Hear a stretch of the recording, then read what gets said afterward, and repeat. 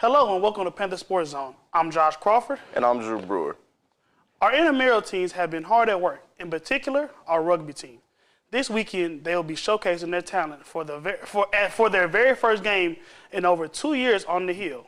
Please be sure to go out and support them tomorrow at the soccer field located behind the Panther Stadium. The game will start at 12 noon with free admission. Our MMJ, Caleb Carter, was able to speak with the team and see about their progress. Caleb, take it away. Thanks, Josh.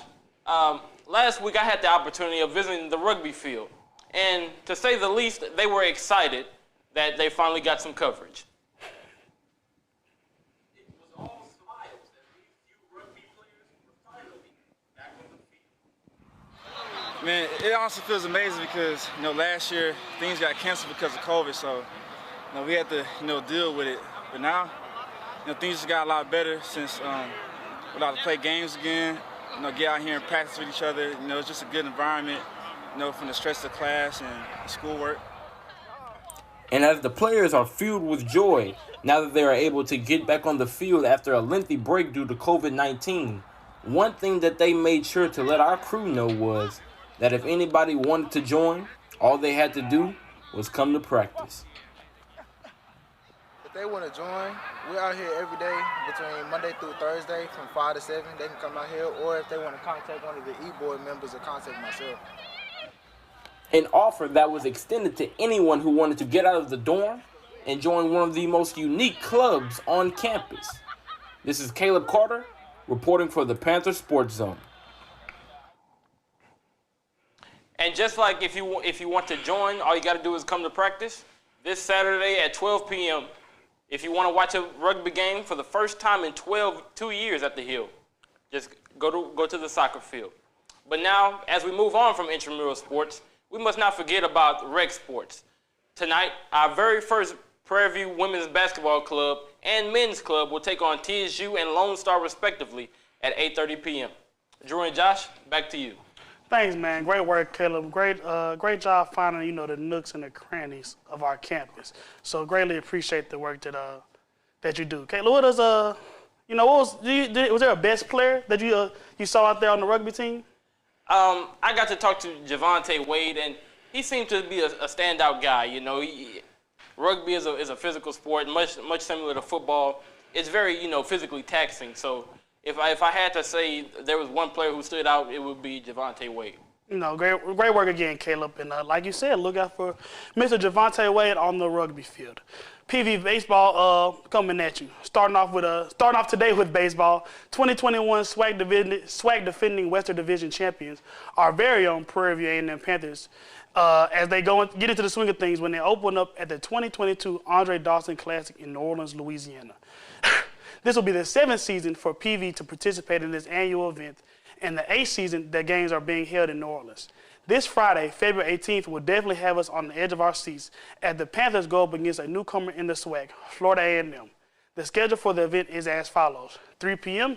at the New Orleans MLB Youth Academy, Saturday against UAPB at the University of New Orleans for a 1 p.m. first pitch, and Sunday at 12 p.m. versus Jackson State to be played also at the New Orleans MLB YA. PV will enter this weekend's contest with 20 returning lettermen, including 7 position starters and 16 pitchers. Leading the veteran squad is graduate student Damari Smith and sophomore right-handed pitcher Victor Mendoza. Smith was tagged as a SWAC preseason second-team outfielder, while sophomore Mendoza also received second-team nods as a pitcher. The Panthers received 3 first-place votes and were picked to finish 3rd in the division behind Southern and Grambling State, ahead of Texas Southern, Arkansas Pine Bluff, and Alcorn State. Moving on to bowling, Prairie View A&M's head bowling coach and a few of his players have earned 2022 postseason honors announced by the SWAC after the conclusion of the regular season competition. The all-SWAC bowling teams and individual award winners were determined by an average individual pinfall during both the SWAC East and West roundups.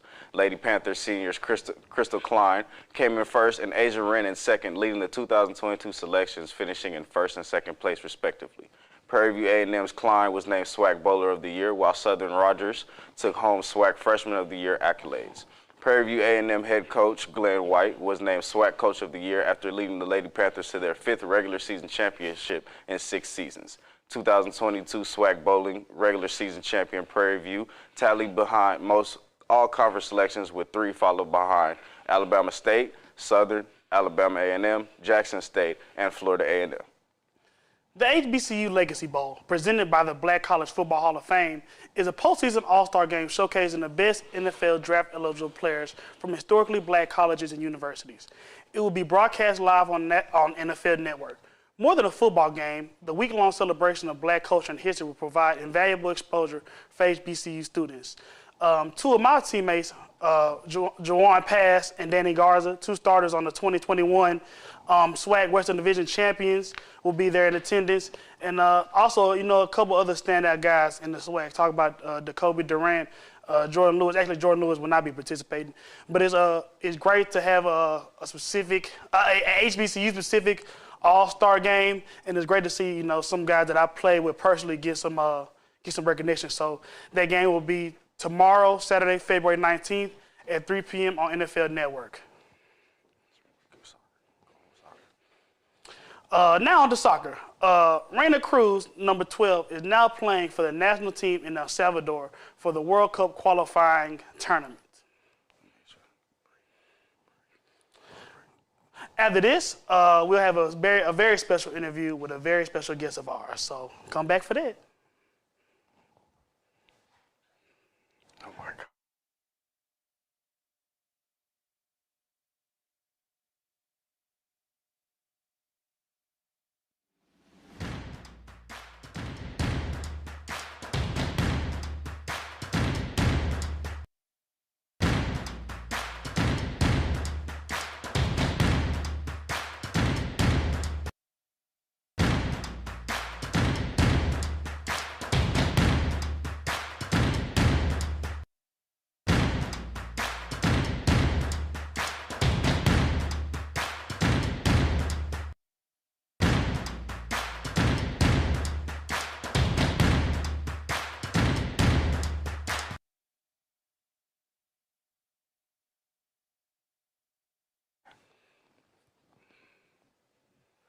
Hello, and welcome back to Panther Sports Zone.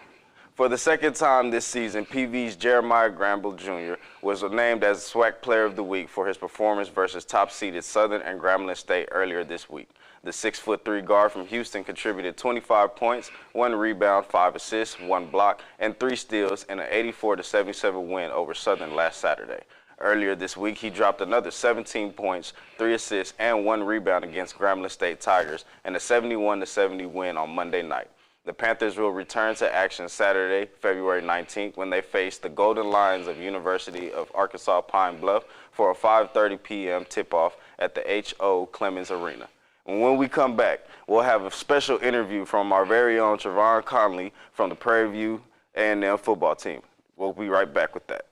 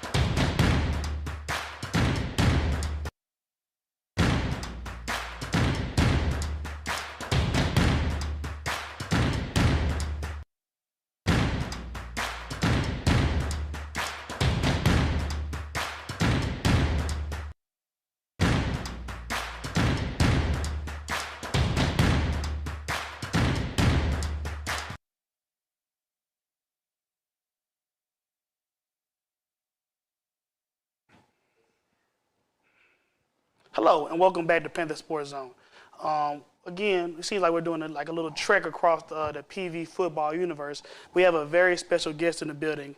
Again, another member of my recruiting class, another close friend of mine, and the starting quarterback, projected starting quarterback for your PV Panthers, Trazon Connley. How you doing today, sir? I'm doing good. You know, like I said, we've been in we grew up, not grew up personally together, but we've grown as young men on here on the hill. So in your time at the quarterback position, you've been in the room with a pro. Talking about Jalen Morton, you've been in the room, last year with a guy that's hoping to be a pro, and Jawan Pass. Just talk to me a little bit about the experience and what you've learned from those guys and how you to carry those characteristics with you on the field. Jalen taught me how to be very accountable. He taught me to always lead from the front. You can't lead from the back, and to do everything right. Jawan taught me a lot of different things coming from a higher level, being in a better conference, if that's the right word to say. Just the little tips, the little things about coverages, breaking down film better, actually analyzing stuff in a different way to be better. It helped out a lot, and also the mistakes. You can learn from mistakes too. Like I said, mentioning Jalen, Jalen not only getting a chance to win an NFL team, but two, and then obviously Puma, being behind one of the greatest quarterbacks in the league right now, Lamar Jackson, and going through that process himself right now. Has it made the dream of the NFL that more realistic that you've seen and witnessed it with your own eyes, what it takes to get there? Yes, because now the SWAC seems like it's coming up. So the NFL is more reachable to everybody. With the new talent coming into the SWAC, the new coaches coming into the SWAC, it's better connections. Everything seems just really close. I mean, if you just work hard enough at it, you can get to it. That's a very good statement. You referenced the rising in relevancy in the SWAC and HBCU football in general. It's done a ton to help guys get exposure and things like that. But let's hone in on you real quick, Trey. You've been, like I said, you've been here. This will be your 4th year. You've had success in the past in spot duty. Your first game, I believe our freshman year, coming in performing with 11 for 11. So you have performed well in the time that you've been given. But I believe this will be the first time that you're the projected starter going into the season. So tell me how you feel about that. I feel pretty good about it. I feel like the time is now. And the goal for us when we came in was to win the SWAC. And we got to it last year, but we didn't finish it. And that's something that we harped on. We did a lot of the little things right, but we also did a lot of the little things wrong that kind of hindered us in the end. So I feel like now is the time for me to step up, lead by example, and change the culture of it, build a culture at PV that we haven't consistently had. You talk about that building that consistent culture. We don't have to name names. Obviously, we probably don't want to, but there's been a key shift in the culture as of recent, and I have my feelings about it. We've talked about it off camera, but talk to me and also the alums. A lot of have been clamoring for you to start about how you feel about the culture shift and where the program is at currently. I feel like the program right now is actually in a great place. Coach McDowell is definitely a great leader. He's definitely a great people person. So we can connect to Coach McDowell a lot better than previously.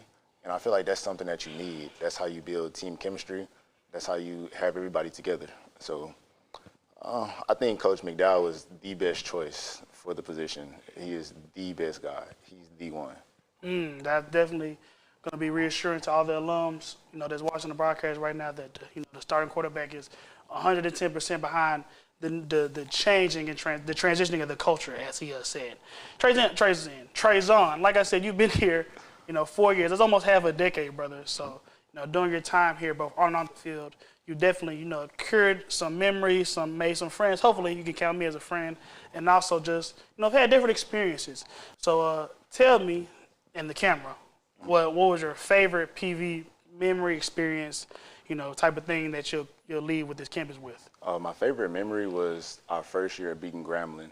From what I hear, we didn't beat them for, I think, about 6 years prior.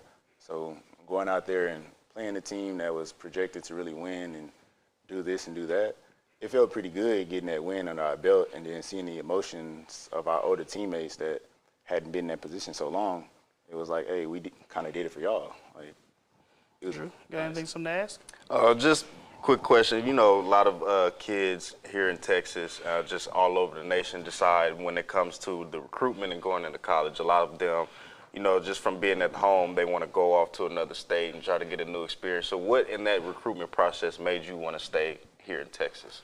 Me personally, I love Texas, and I don't see a reason for you to leave Texas. A lot of people come from out of state to Texas to get the same experience. So why leave what you have? Why not make it better? That's definitely true. I can attest to that. Having got as far away from Memphis as I possibly could. All love to my hometown city, but sometimes you got to get outside of your environment to grow.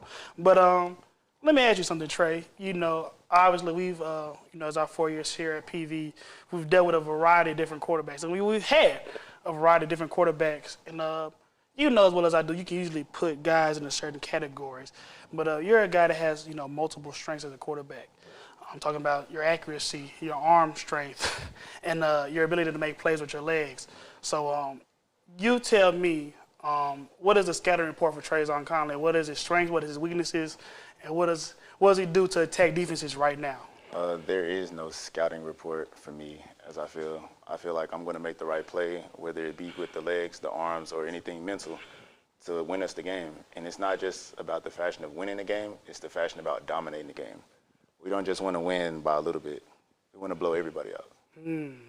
Definitely, I know the alums definitely love to hear that, especially coming off of a SWAC Western Division championship. Tell me, Trey, being on that team, you talked about getting there, reaching heights that we had not reached previously, and again being able to place an all-time legend such as Deion Sanders.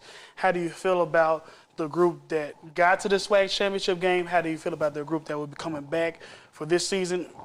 And what do you expect it'll take to get back to that point and win that game? I feel like the group that we're bringing in now are the pieces that we needed that we didn't previously have. So we needed a little bit more speed, we needed a little bit more size and strength. We brought in the right pieces, we brought in the right personnel to get us there, and it's all about the mindset. Coach McDowell teaching us a good mindset, that's where it starts at. So from freshmen to transfers, it doesn't matter. Everybody's going to buy into the system so that we can win. And I like how you said that, with, like you said earlier, the SWAC is actually coming up more and people are getting more attention to it as HBCUs go on. It's not just the SWAC, but also the MEAC as well. So how do you feel just coming in for the SWAC conference with all these new players, players going to Jackson State, people going to Grambling, of all these new people coming in, do you feel like there's more of a challenge now to really keep that title of Western SWAC Division champion? I feel like it's a good challenge, but it's not anything that we can't obtain. You could bring in the #1 athlete in the country. You could bring in as many transfers as you can. It's us. PV, this is a new PV. We run this, nobody else. Run it back, 2022, yes, sir. You heard what he said, crowd. You can bring in the #1 recruit. Where my camera at? Which one am I on, Drew? It don't matter. Right here. You can bring in the #1 recruit in the country. It's still running back 2022. We'll let you figure out who we talking to at home. Trazon, like I said, somebody that knew you personally. I know that you was like a 2-star, 3-star type of guy coming out of high school. I think we talked about it. We had some kind of similar offers from lower FCS schools. Did you know about the importance of what the importance was behind attending a HBCU, and did it factor into your recruitment process? Initially, I'll be honest, I did not know a lot about HBCUs because, when you're younger, you're looking at the bigger schools to go to. So once I looked into the HBCUs and once I did a little bit more research on my father, it was like, okay, this is a great opportunity. This is where I need to be to learn about my culture, learn about the history and the importance of black people. Definitely so. And I think that, we can both be living examples of, multifaceted black men, not only as multi-hyphenated, talking about only athletes, students, and productive members of a college campus. So I'm glad that you said that. Give me a little bit of juice, Trey. You talked about there's no scatter report. I know that you're a very weird guy in general, but I know that you draw inspiration from somebody, in terms of your quarterbacking style. Because like I said, you're a guy with a multitude of strengths. You don't really fit into, we'll say like a Jalen Moore was a big-bodied, big-armed cannon guy. Or like a Ladarius Skilton that we played against somebody that you're going to utilize as a wildcat. You don't really fit neatly into one little category. So give me a couple, if you could be so obliged, a couple quarterbacks that you model your game afterwards. Kyler Murray is my favorite quarterback. Obviously. We play almost nothing alike. He uses a lot of legs. Aaron Rodgers is also a top guy. Aaron Rodgers' mechanics, the way that Aaron Rodgers plays the game, I love it. And Toby Connley. I like him. He taught me everything. Can you tell the people who Toby Connley is, sir? I don't think they might know those first two. Just tell them who Toby Connley is, why he might be the best out of those three. Because he taught me everything that I know since I was 6. So my dad taught me the mechanics, the footwork mechanics. He taught me everything that I needed to know, and he has the utmost level of confidence in me. And since my dad has confidence in me, I won't let him down. Drew, you got something to ask? Starting quarterback? No, it's when I first came to PV, I saw the struggles of the Prairie View football team. Not gonna lie, especially with the offense. And I remember the first time, I'm not gonna lie, I seen you play, and I was like, yeah, that's the quarterback we need right there. So just a matter of you coming in and projected as the starting quarterback coming in for this new season. Are you prepared to lead this team and continue to lead as long as you are here in that position that you're in? I'm always ready. I love the challenge. I love the grind. I love it all. It's just up to me now. Got some paid in full right here. Sound like Rico. But tell me a little bit about what you like out there, Trey. Obviously, you're a very talented guy, but everybody has preferences. Every quarterback has preferences. And you've had a variety of different type of weapons at your disposal here, be it a Jared Scott, a big-bodied, taller, hybrid guy that's, conceivably, perceived to be always open, or then a guy like a Tony Mullins, a smaller slot guy, somebody's going to get open, and, in the middle of the field and things like that. What's your optimal receiving core? What type of guys do you like? What type of guys do you feel like it is easiest to get the ball in their sweet spots? And, what I'm saying, do you see any of those guys on the roster right now? I see everybody on the roster as that type of guy. Because everybody works. Everybody gets to it. Everybody wants to be open. I have receivers that want to be multi-1,000-yard receivers, and that's all I want. We don't care about how big you are, how small you are. We're going to get you the ball. You're going to score. You're going to make plays, and tight ends are very important. Okay.